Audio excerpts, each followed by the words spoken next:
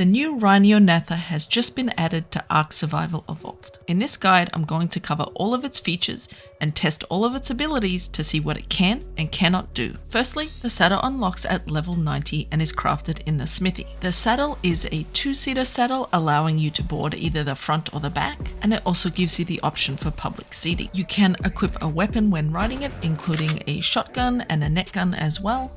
Similar to the Shadowmane, it has a HUD on the bottom left corner for its abilities. The first tab being its Scream or Taunt. The second tab is the ammo type for your secondary attack, including how many bullets you have. And the third tab is how much resin is in the inventory. In order to make the hardened resin that is used for many of the Rhyniognatha's capabilities, what you need to do is grab ordinary sap, place it into the Rhyniognatha's inventory, and it will convert it to the resin. You can store the resin in your personal inventory, you cannot consume it, and you can't really do anything with it. The first thing I noticed about this creature is its fast flying abilities. Like the Tappy, it can strafe left and right, it can strafe while it's sprinting as well, and it can also fly backwards, although that is quite hard to control. When tested up against the current fastest flyer in Ark, which is the Wyvern, the Rhyniognatha clearly outpaces its competitor and leaves them in the dust, as you can see tested here. At its max sprint speed, it is clearly creating distance from the Wyvern, now making it one of the best choices for creatures to steal Wyvern eggs with. The Rhyniognatha is the first flyer in the game that can pick up large creatures. When tested, I was able to pick up a Diplo. It's also able to pick up a Parasaur. It can pick up a Rex. When grabbed, the Rex is still able to attack you, and this is also similar for the Spino. You can pick that up, but it will attack. It can also pick up Mammoths and Utis as well, and the Utis, like the Rexes and Spinos, will attack. What I could not pick up was a Quetzal. I also could not pick up a Bronto, and I could not pick up a Giga. The Rhyniognatha can also pick up structures around your base. You just wait to get the reticule on the structure, click the keys to pick it up, and you can just carry around a giant industrial forge. You cannot place it on the ground once picked up. You need to return it to a floor like a foundation, and we can just pop it back down there. You can also pick up a vault that has items in it, very similar to the Exomech ability of being able to move items around your base. There seems to be no limit to the structures that you can pick up. We can pick up this tech teleporter. You can also pick up cliff platform structures, and you can move this to another location easily. Testing to see if it can pick up non-tribe or enemy structures. With these structures, I got the reticule to pick up, but I was not able to pick up any of the structures in this space.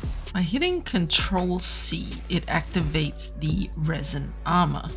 You do need to have resin in your inventory, and you can see that the resin is depleting as the armor is coating our creature. To test out the effects of the resin armor, I spawned in a max level Carno, and you can see it is doing 41 to 67 damage to our creature without the armor activated. With the resin armor activated, you can see that we are taking between 21 and 33 damage, so that is a large reduction in damage, almost just under 50%, which is great when taking hits from creatures. Testing the coating's ability against an auto turret. With the no coating, we're taking 84 per bullet on a simple auto turret.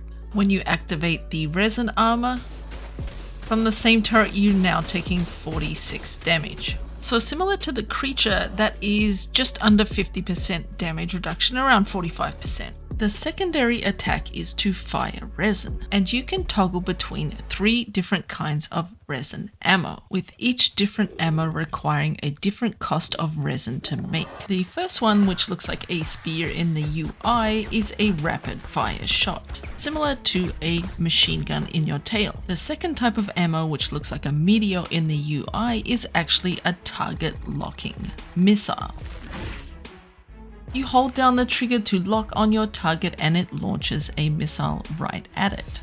This does more damage, and in addition, it will start the status effect of being resined. This attack can lock onto other flyers and basically acts like a heat-seeking missile.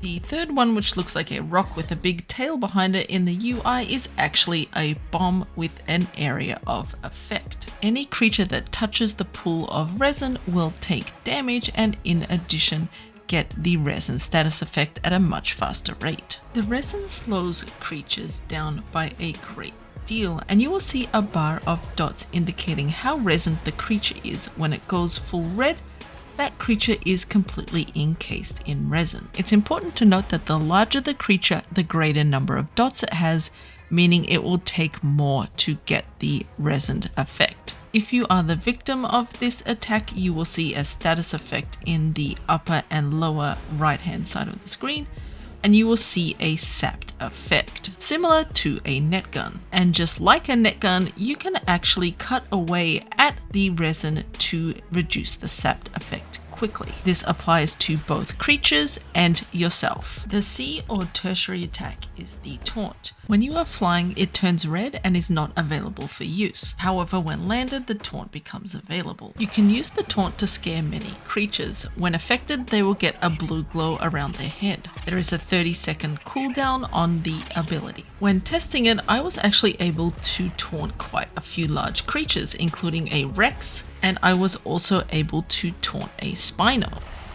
I'm not sure if this is related to drag weight. I was not able to taunt a Diplo. I also could not taunt a Bronto.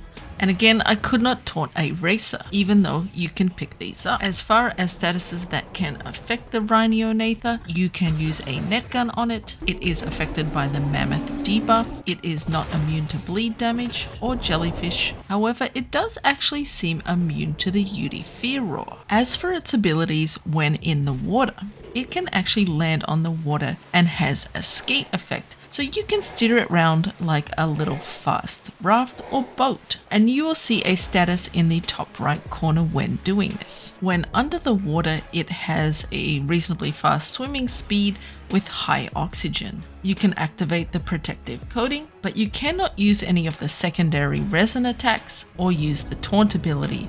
Your only attack is the primary attack. I put a lot of research into these guides to make sure that they're correct for you. If you like what you see, subscribe to the channel, and you can also click here for another awesome tutorial.